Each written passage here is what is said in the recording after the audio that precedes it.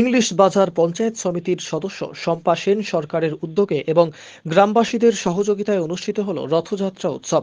সংশ্লিষ্ট পঞ্চায়েত সমিতির বাগবাড়ি 52 বিঘা এলাকায় অনুষ্ঠিত হয় রথযাত্রা উৎসব। রথযাত্রা উৎসবের সূচনা করেন মালদা জেলা পরিষদের সভাধিপতি লিপিকা বর্মন ঘোষ। আজ এই পূর্ণতিথিতে রথের দড়িতে টান দিতে 8 থেকে 80 সকলের ভিড় উপচে পড়েছিল। चतुर्भुज जगन्नाथ कंठ शोभित कौस्तभ पद्मनाभ वेद गर्भ चंद सूर्य विलकना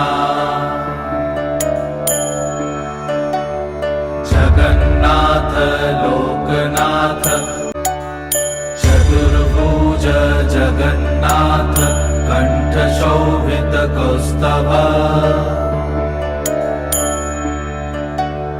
पद्मनाभ वेद गर्भ चंद सूर्य विलकना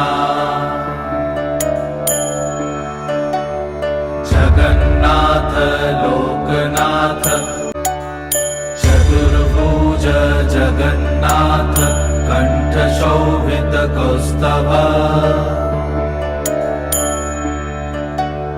पद्मनाभ वेद गर्भ चंद सूर्य विलकना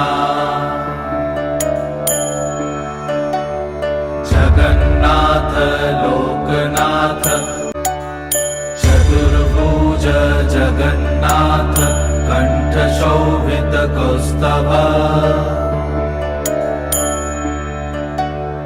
पद्मनाभ वेद गर्भ चंद सूर्य विलकना जगन्नाथ लोकनाथ चतुर्भुज जगन्नाथ कंठ शोभित कौस्तभ